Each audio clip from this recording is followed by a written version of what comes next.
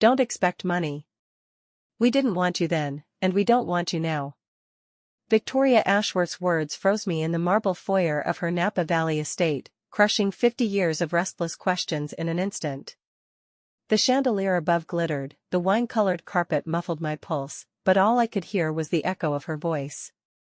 My biological mother. My rejection, delivered twice in one lifetime. Before we dive into the story, don't forget to press like and hit subscribe, so you never miss the next chapter of our journey. 50 years I had imagined this moment, every version of it.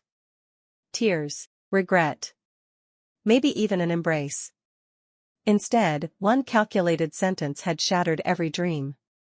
And yet, unbeknownst to her, my daughter Sarah was about to walk through that very door and give them exactly what they deserved. But before that day, 3 months earlier, everything had changed with the results of a DNA test. My name is Dorothy Williams, but everyone calls me Dot. I'm 58, a waitress in Toledo who spent more years pouring coffee than I care to count. I raised my daughter Sarah alone, and though she's a Hollywood star now, to me she's still the little girl who made me believe I was enough. I'd been called stubborn my whole life. Tough. Hard-headed. A woman who didn't take nonsense from anyone. But when the email notification blinked on my laptop that night, I felt something I hadn't felt in decades, small. Vulnerable. Like the little girl I once was, staring through the bars of a crib in a foster home, waiting for someone who never came. The screen glowed in the dim kitchen light. Your DNA results are ready. I clicked. It took less than a second, but in that second, 50 years of wondering collapsed into one undeniable truth: Victoria and Richard Ashworth, biological parents. The Ashworths. Napa Valley royalty. Billionaires with their names stamped on wine bottles and whispered in country clubs. The laugh that escaped me sounded brittle, like glass under pressure. I'd spent my life balancing coffee trays, flipping pancakes, working double shifts at Mel's Diner. Meanwhile, my parents, no, the people who gave me life, were living behind iron gates, deciding which vintage to open with dinner. I pressed a hand to the edge of the table, steadying myself. This should have been the moment I'd dreamed of, but it wasn't joy that rushed in. It was something colder. Anger, maybe. Or grief that had been fermenting for half a century. I looked around my apartment. The peeling wallpaper. The sputtering coffee pot. The fridge door plastered with Sarah's posters and magazine covers. Her smile beamed at me from the cover of Vanity Fair. 38 now, a Hollywood star. Yet she still called every Sunday. She was my real family. And yet, that hollow ache was still there. I thought of the Hendersons, Frank and Mary. They had adopted me when I was 7, after years of bouncing through foster care. They'd given me love, stability, but never answers. Your parents couldn't take care of you, Mary had said gently once. But we could. I'd accepted that at 7. At 58, I wanted more. A knock at the door snapped me out of it. Marcus Wilson stepped inside, his leather briefcase in hand. Mid-40s, sharp suit, tired eyes. The kind of man who'd seen too many families come together, or fall apart, over secrets. He sat across from me, glancing at the laptop. So. You found them. I found names, I said flatly. Names don't mean anything without faces. He leaned back. They mean something when those names are Ashworth. But Mrs. Williams, be prepared. People don't always want to be found. I smirked, though my chest was tight. I've been invisible for 50 years. I think it's about time somebody looked me in the eye. He studied me, then nodded. I'll make contact. Don't expect miracles. 3 weeks later, the call came. Victoria Ashworth's assistant, her voice clipped and professional. Mrs. Ashworth can spare 30 minutes to discuss this matter. 30 minutes. That was all my life was worth to them. I thanked her anyway, my voice calm though my heart thundered. When I hung up, I caught my reflection in the microwave door. Wrinkles around the eyes, waitress uniform faded from years of washing. Nothing glamorous about me. But my reflection stared back with something stronger than beauty, resolve. 30 minutes, I whispered. That's more than I've had in a lifetime. I folded my uniform and placed it neatly on the counter, as though closing a chapter. Then I pulled out a battered suitcase, the same one I'd used to move apartments 20 years ago, and began to pack. Before turning off the kitchen light, I glanced once more at the glowing laptop screen. One click had turned me into the daughter they forgot. But forgetting has a way of coming back to haunt you. The morning I left Toledo, the sky was the color of dishwater and the streets still smelled faintly of last night's rain. I loaded my battered suitcase into the trunk of my 10-year-old Chevy, slammed it shut, and stood for a moment in the quiet parking lot behind my apartment building. To anyone else, it might have looked like a tired waitress heading out on vacation. But I knew better. This wasn't a trip. This was a reckoning. The car groaned to life when I turned the key, the dashboard rattling like it had arthritis. I patted the cracked steering wheel. One last ride, old girl, I muttered, pulling onto the highway. 4 days of driving stretched ahead of me, 4 days of silence, music, and ghosts. At first, the miles rolled by easily. Flat Ohio roads, gray skies, truck stops where the coffee was burnt and the pie looked older than I was. But every town I passed through stirred something inside me. Couples with kids. Grandparents pushing strollers. People who belonged somewhere. I had built a life in Toledo, Sarah, the diner, the Hendersons' memory, but deep down, I'd always carried the sting of not belonging to someone from the start. I remembered nights when Sarah was little, lying in her twin bed with her hair spread across the pillow like spilled ink. She'd ask in that sleepy, innocent voice, "Mom, where's Grandma and Grandpa? Why don't I have any like the other kids?" I'd stroke her hair and say, "You've got me, baby. That's all you need." But when she fell asleep, I'd sit in the dark kitchen with a cup of stale coffee, wondering if I was enough. Now, driving west, I thought of Sarah again, her life of premieres, directors, photo shoots. She was flying higher than I'd ever imagined. But still, she called every Sunday. Still, she asked if I'd eaten. Still, she worried about me. She was proof that blood didn't make family, showing up did. And yet, here I was, chasing blood anyway. By the time I hit Illinois, the weight of it all pressed down harder than the miles. I pulled over at a rest stop outside Springfield, grabbed a soda, and sat at a picnic table under a buzzing light. My phone buzzed with a text from Sarah, "You sure you don't want me to come with you?" I stared at it for a long moment before replying, "Not this time. I need to do it alone." It was the truth. This wasn't her wound. It was mine. But I couldn't shake the image of her face when she'd find out what I was walking into. She was tougher than I gave her credit for, but she was still my girl.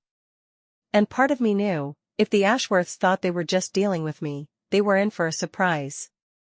The farther west I drove, the more the land began to change, flat fields giving way to hills, then mountains in the distance. California was waiting, with all its promises and poisons.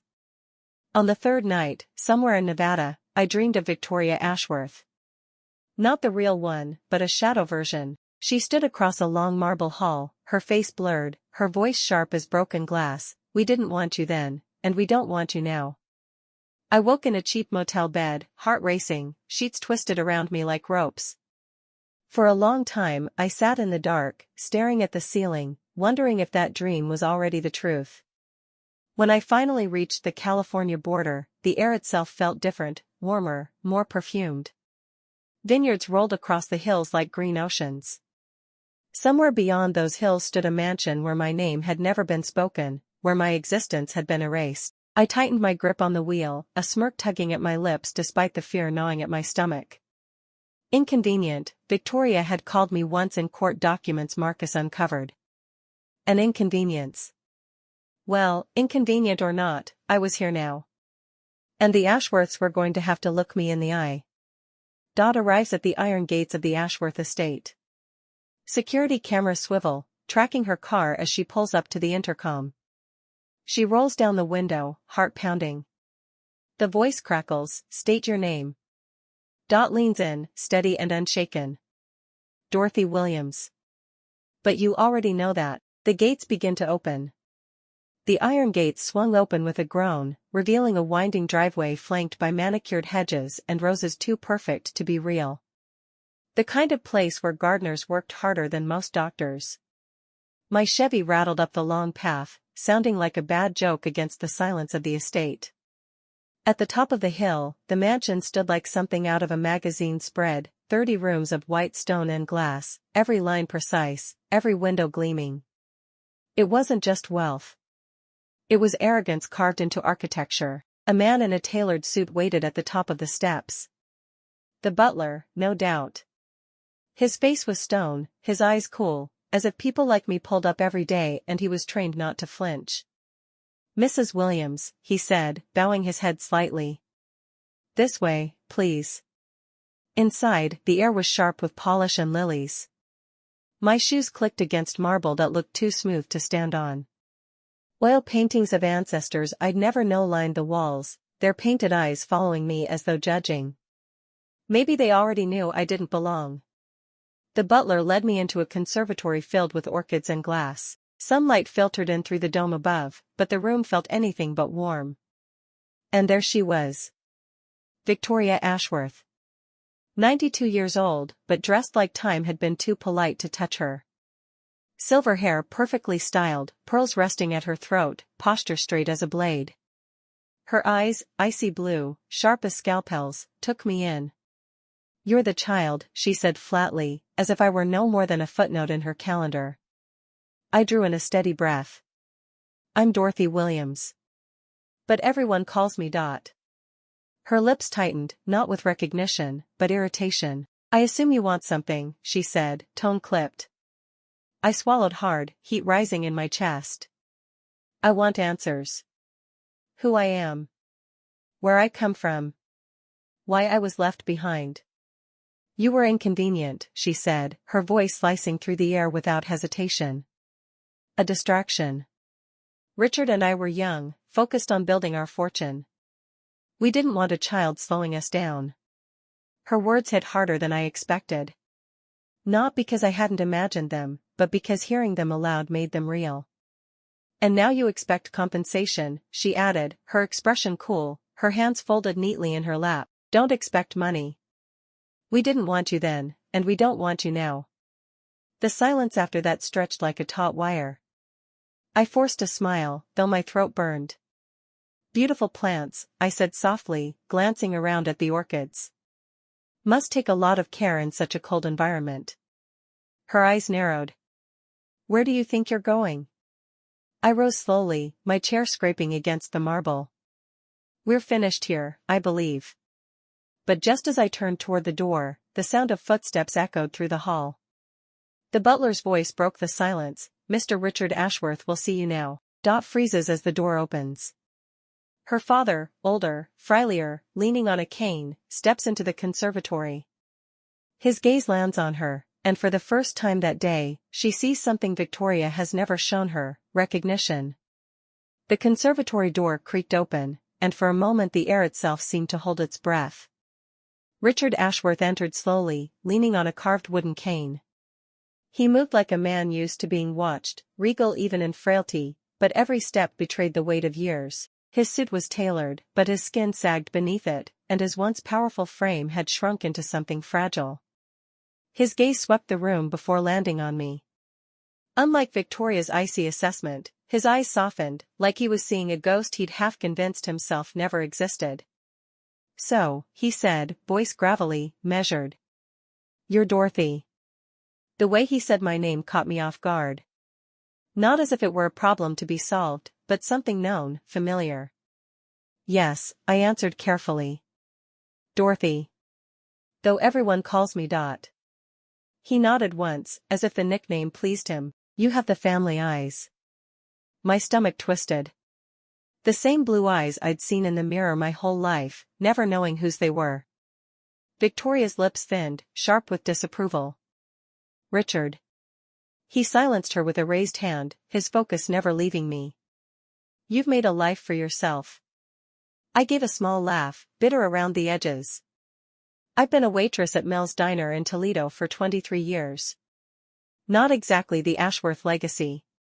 For a flicker of a moment, something like pride or regret flashed across his face. Work is work, he said softly. Nothing to be ashamed of. The words caught me by surprise, cutting through my armor. My adoptive father had said almost the same thing when I'd taken my first job at 15. It was strange, hearing it now from the man who'd left me behind. Victoria's sharp tone broke the fragile silence. We're not interested in her accomplishments. Richard's jaw tightened, but he said nothing.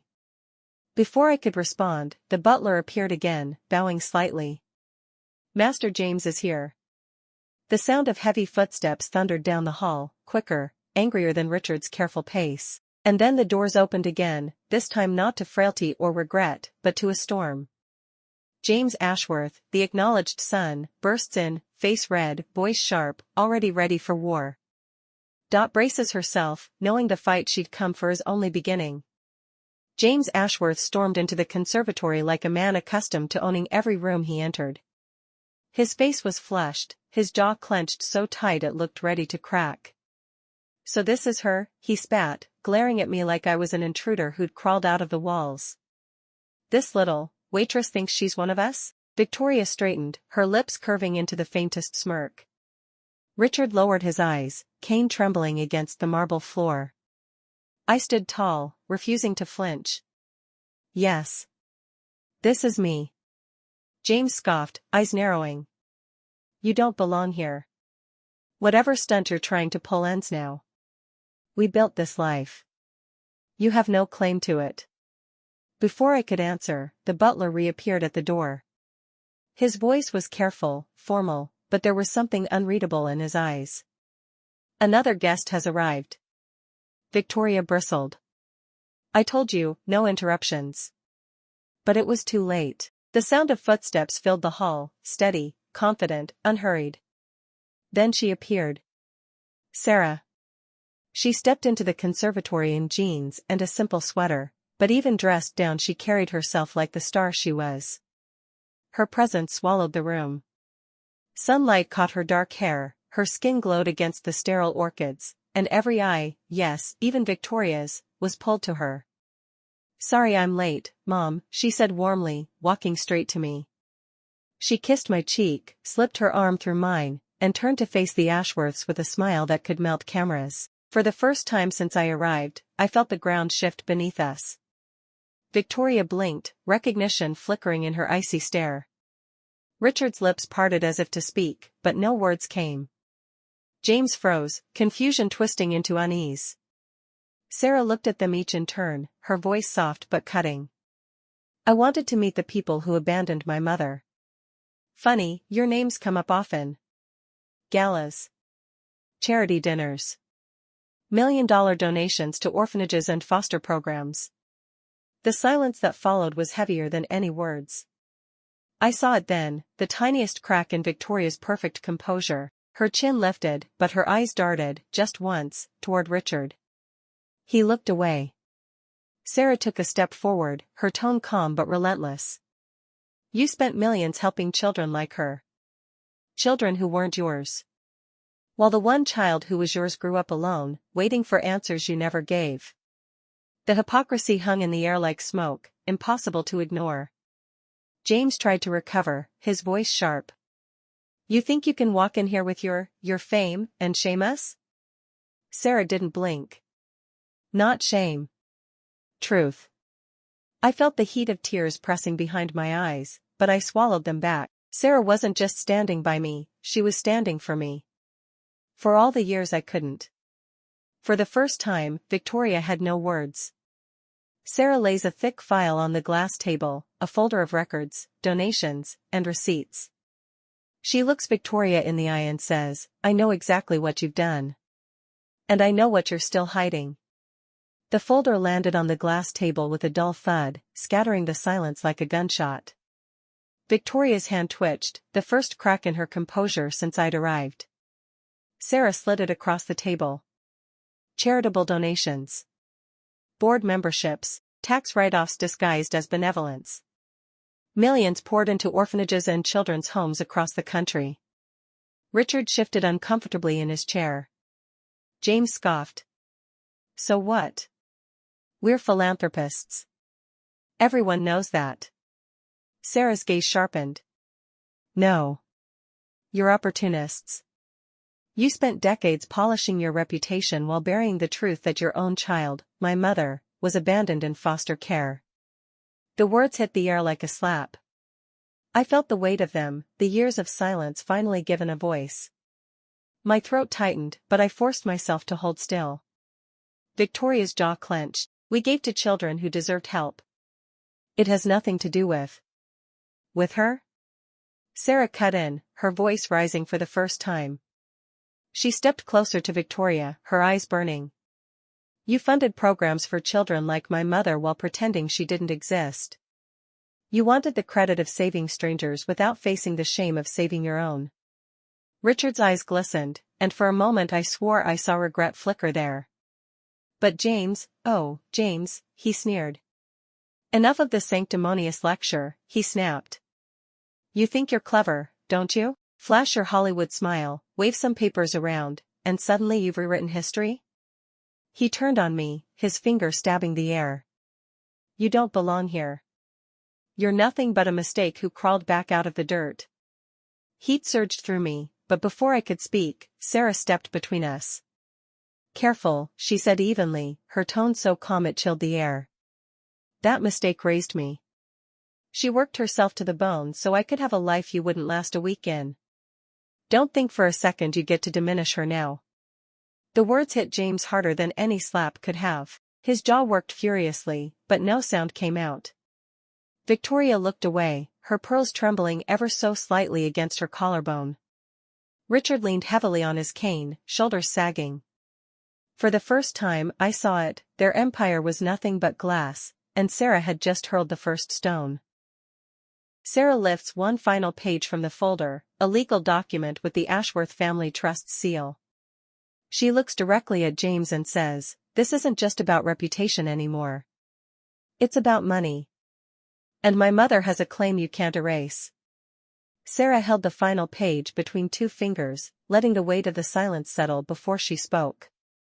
The Ashworth seal shimmered faintly in the light, the embossed crest of a family that had never wanted me. This, Sarah said slowly, is the Ashworth family trust. Your pride and joy. The foundation of your empire. James' eyes narrowed. What about it? Sarah laid the document flat on the glass table, her manicured nail tapping once against a highlighted clause. Right here. It states that any biological child of Richard and Victoria Ashworth, with verified DNA proof, is entitled to an equal share of the inheritance and a board seat within the family trust. The words dropped like a hammer. Victoria's head snapped toward Richard, her eyes wide for the first time since I'd arrived. He shifted uncomfortably, knuckles white around the grip of his cane. That clause was buried years ago, James snarled, his voice rising. It doesn't matter. It doesn't apply. Oh, it applies, Sarah said coolly, sliding a copy of my DNA results from her folder. She placed it directly beside the trust document. And it's binding. James' face reddened, blotches creeping up his neck. You think you can just walk in here and take over everything we've built? 50 years of sweat, sacrifice, strategy, and you want to hand it over to some? He cut himself off, but the venom was already in the air. I lifted my chin, my voice steady though my heart thundered. I didn't come for your money, James. I came for answers. I came for the truth. You expect us to believe that? He shot back. You expect us to think you'd walk away from hundreds of millions of dollars just because you want answers? Victoria's sharp voice sliced through the room. Over my dead body will she take 1 cent from this family? The words rang, brittle and cruel, echoing in the conservatory filled with delicate orchids. Sarah looked at her grandmother with a kind of calm fury I'd never seen before. Then you might want to get comfortable, Victoria. Because my mother isn't going anywhere. James slams his hand on the table, making the glass tremble. He leans across, inches from Dot's face, and hisses, "You have no idea what you've started. And when this house comes down, it's taking you with it." The orchids seemed to shiver as James' words hung in the air. My heart pounded, but I stood my ground, refusing to let him see the crack he wanted. Sit down, James, Richard said softly, though his voice carried an authority that still held weight. His son shot him a glare but didn't move. Before anyone could speak again, the sound of measured footsteps echoed down the hall. The butler reappeared, but this time he wasn't alone. Behind him, Marcus Wilson stepped into the conservatory, a leather folder tucked beneath his arm. Apologies for the intrusion, Marcus said, his tone smooth but firm. His eyes flicked to me, then to Sarah, then landed squarely on Victoria. But there are documents that need to be seen. Victoria stiffened. Who is this man? My investigator, I said, my voice low but steady. James exploded. You brought a private detective into our house? Are you insane? Marcus ignored him. He set the folder on the table, unclipped it, and began pulling out papers. I've spent the last 3 months tracing every record tied to Dorothy Williams' adoption. Court files. Hospital notes. County records. He slid the first page forward. The header read, Franklin County Orphanage Intake Records, 1958. Richard's face drained of color. Marcus continued, his voice unflinching. What I found is this: Dorothy was not simply placed for adoption. Her records were deliberately falsified. Her birth certificate was altered, her hospital file sealed under executive order, and her name erased from the Ashworth family ledger. The room froze. What are you talking about? I whispered, though I already knew. Marcus met my eyes. This wasn't a child abandoned to circumstance. This was a child systematically erased. Buried by power and money. Sarah's hand tightened around mine, fury flashing in her eyes. Victoria's mask cracked, the faintest twitch in her jaw betraying her. You have no proof. Marcus slid another document forward. A notarized affidavit, signed by the doctor who delivered Dorothy. He confirms that under instruction from Richard Ashworth, the infant was declared surrendered to the state, and the records sealed to protect the family's reputation. Richard's cane slipped against the marble, clattering loudly before he caught it. His voice broke, rough with years of silence. Victoria. She said nothing. Her blue eyes were steel, but the silence was louder than denial. James looked between them, horror flickering on his face before hardening into rage. You did this? You covered this up? I stared at Victoria, my pulse pounding in my ears. My voice was hoarse when it came out. You made sure I'd never find you. Her silence confirmed what I already knew. The storm had broken. And nothing, not money, not marble walls, not decades of lies, could hold it back now. For a moment, no one moved. The papers lay spread across the glass table like shards of truth too sharp to touch. I stared at Victoria, waiting for denial, anger, anything. Instead, she sat perfectly still, her pearls trembling against her collarbone as if even they could sense the fracture beneath her skin. You did this, I said quietly, my voice trembling but clear. You didn't just give me away, you buried me. You made sure I'd never find you. Her chin lifted, proud to the last, but her eyes flickered. Just once. A crack in the glass. Richard leaned heavily on his cane, his breathing ragged. His face was pale, drawn, his eyes shimmering with something I had waited 50 years to see, shame. I told you, he whispered hoarsely, his words directed at his wife. We should have. Stop, Victoria snapped, her voice breaking like a whip, but even her sharpness couldn't cover the quiver that betrayed her. James, who had been pacing like a caged animal, rounded on them. You lied to me too?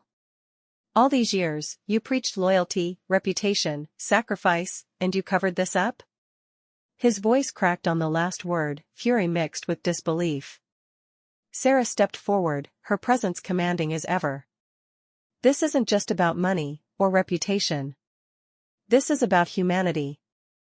You gave millions to strangers while your own daughter grew up thinking she was unwanted trash. Victoria's lips trembled, but she pressed them into a thin line.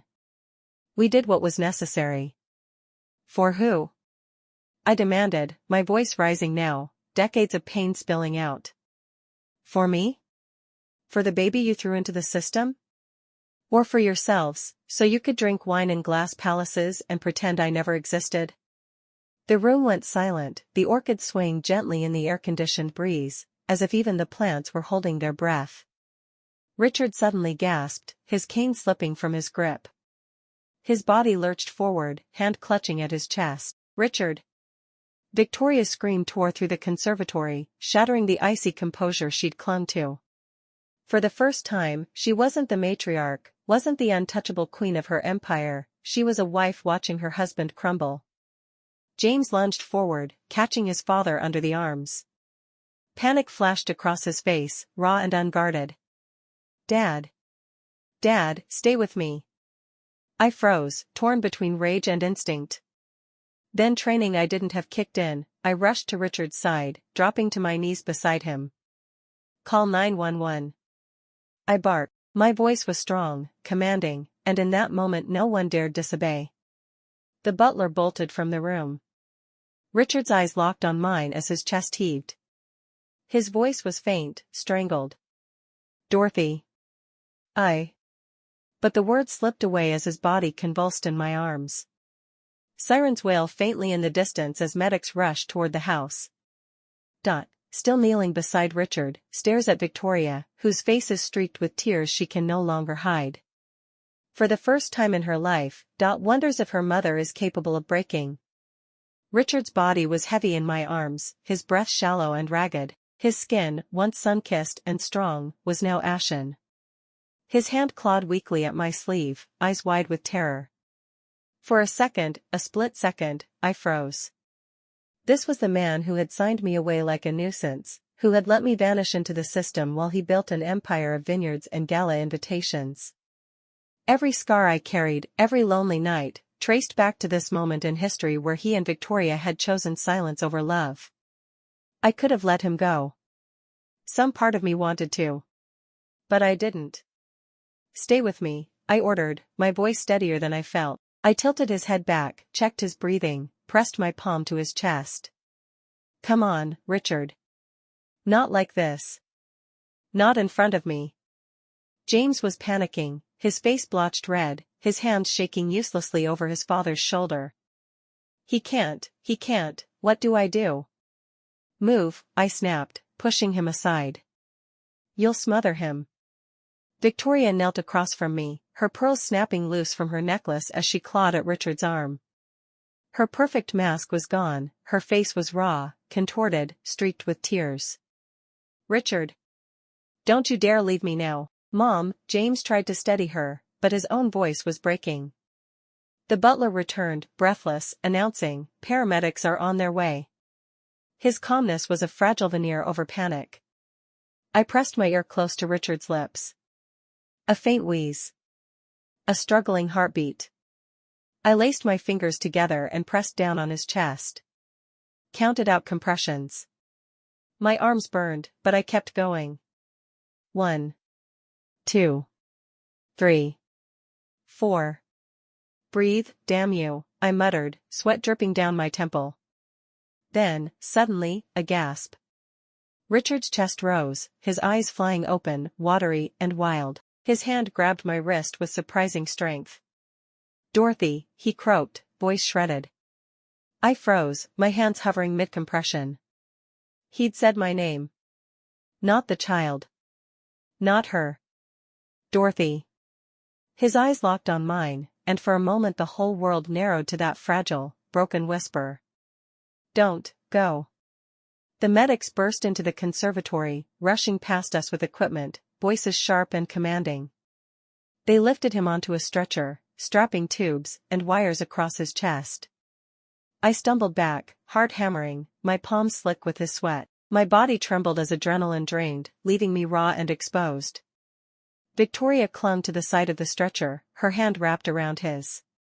Her earlier words, "We didn't want you then, and we don't want you now," still echoed, but her tears told a different story.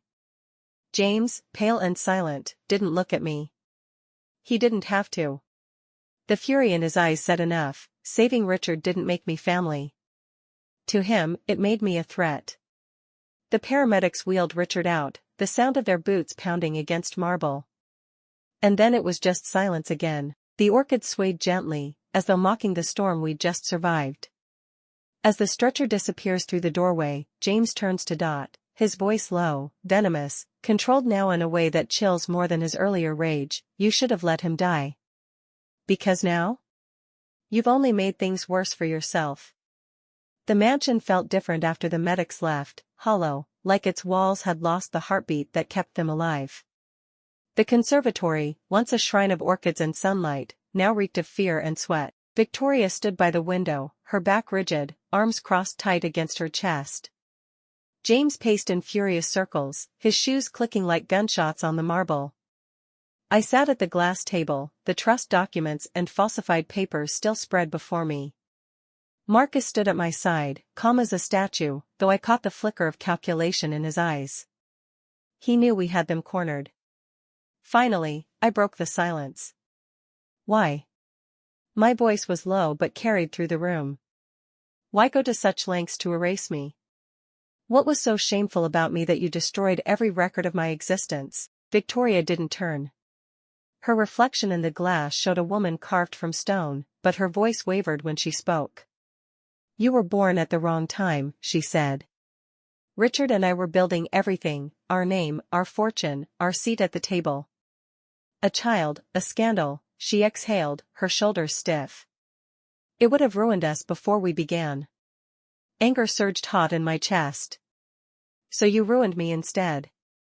Her head dropped just slightly, the tiniest betrayal of guilt.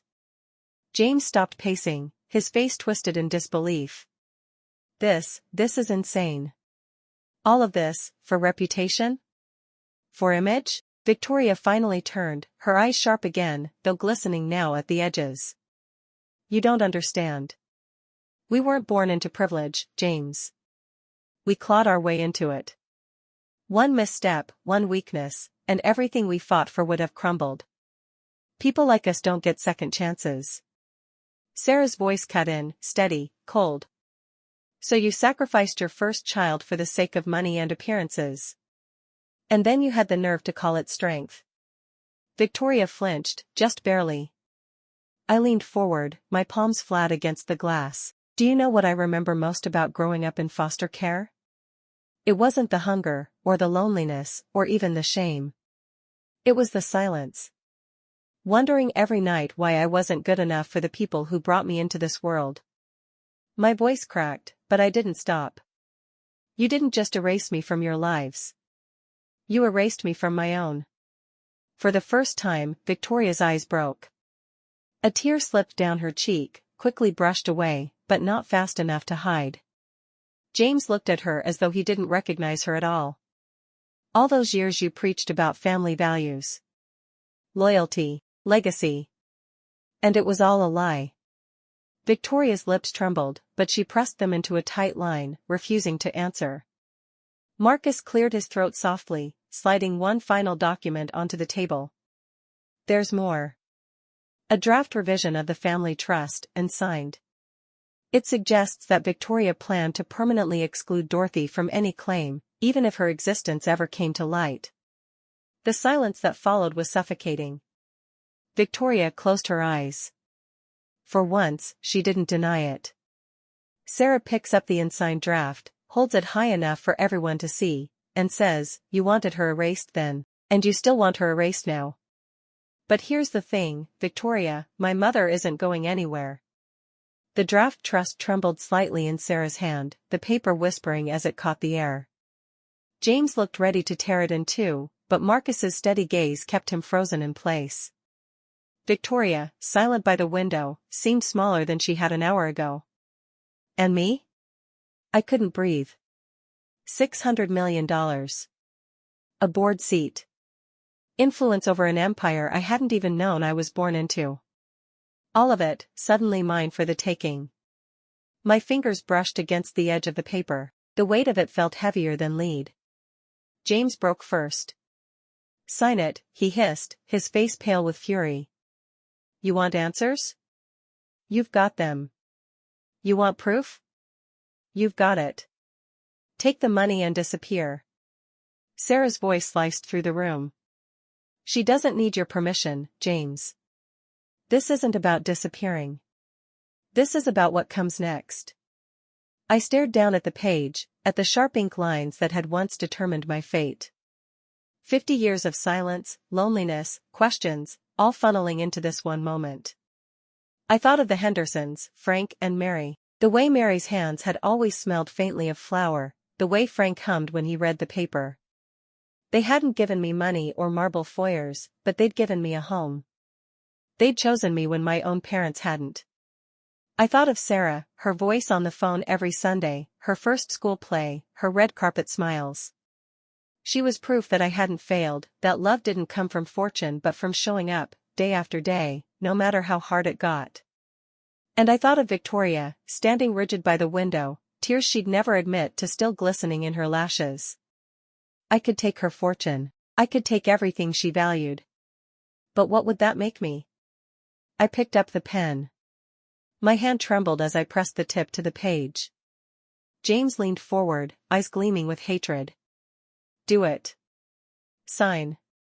Prove you're the gold digger we always knew you'd be. Instead, I signed a different line. Not claiming the inheritance. Redirecting it. I pushed the paper back across the table, my voice steady. I don't want your money. Not for me. But I'll make sure it goes to someone who deserves it. Victoria's eyes widened. Sarah smiled faintly, as though she'd known all along. James recoiled like I'd struck him. Dot lifts her head, looks each of them in the eye, and declares, $600 million will build a foundation, in Frank and Mary Henderson's names. And it will make sure no child ever feels erased the way I did. The room went still after my words. Even the orchids seemed frozen, their fragile petals straining toward the sun, as if waiting to hear what came next.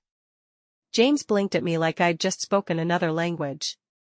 You're giving it away? His voice cracked, shrill with disbelief. $600 million, and you're just handing it over to strangers? Not strangers, I corrected softly. My throat tightened, but I kept going. Frank and Mary Henderson. The people who raised me when you wouldn't.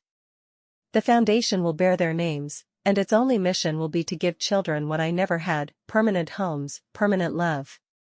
Victoria flinched at the word love. Richard, pale and weak from his collapse, had been brought back into the room in a wheelchair by the medics. His voice was faint, but it carried. Frank and Mary, he whispered. Good people, better than us. Tears stung my eyes, but I refused to let them fall. They chose me when you didn't. They showed me what family really means. If I'm leaving anything behind in this world, it'll be in their honor. James's face was scarlet. You can't do this. You don't get to rewrite our legacy. Sarah stepped in smoothly, her presence as commanding as a queen's.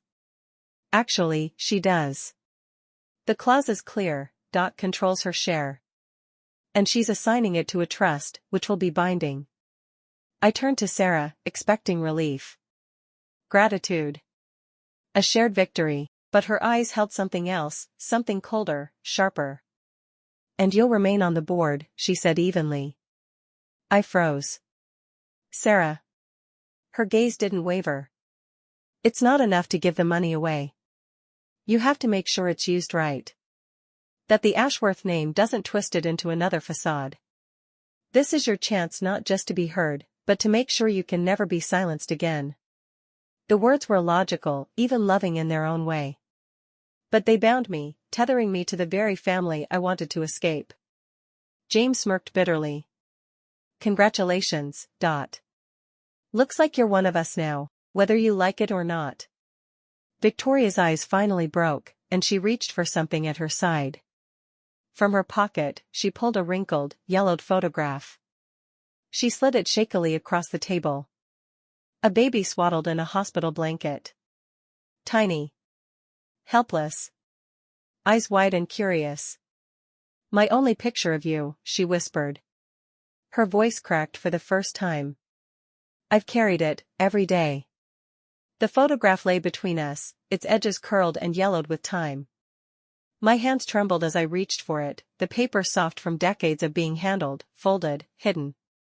A baby stared back at me, round cheeks, tiny fists, eyes too big for her face. My eyes.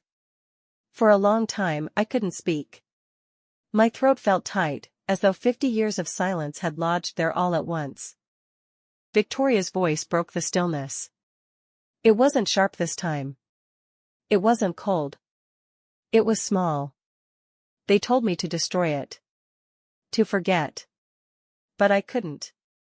I kept you here. She pressed a hand against her chest, over her heart. Every day. Tears blurred the photograph, and I hated myself for letting them fall. You erased me from your life, but you carried this? Her chin trembled. Because forgetting doesn't mean it goes away. It follows you. Haunts you. Richard's wheelchair creaked as he shifted forward, his hands gripping the arms so tightly his knuckles whitened. His eyes were wet, his voice raw. Not a day has passed in 67 years that I haven't thought of you, he said. His voice cracked on the words, trembling with the weight of them. Every vineyard we planted, every house we built, I thought, this should be hers too. But we were cowards. My chest ached, a storm of rage and longing colliding inside me. If you thought of me, why didn't you come? Why didn't you try to find me? His eyes fell. Because facing you would have meant facing what we did. And we weren't strong enough. The silence that followed was unbearable, the sound of my heartbeat thundered in my ears. Sarah's hand squeezed mine, grounding me. Her eyes, fierce and protective, held me in place when I felt like I was drowning. Victoria wiped a trembling tear from her cheek, her pride and poise finally stripped away. I can't undo it, she whispered. I can't make it right. I studied the photo again. That tiny baby. The one they had called an inconvenience. The one they had erased. And the one who had fought, survived, and built a life without them. I slipped the photograph into my pocket, my decision quiet but final.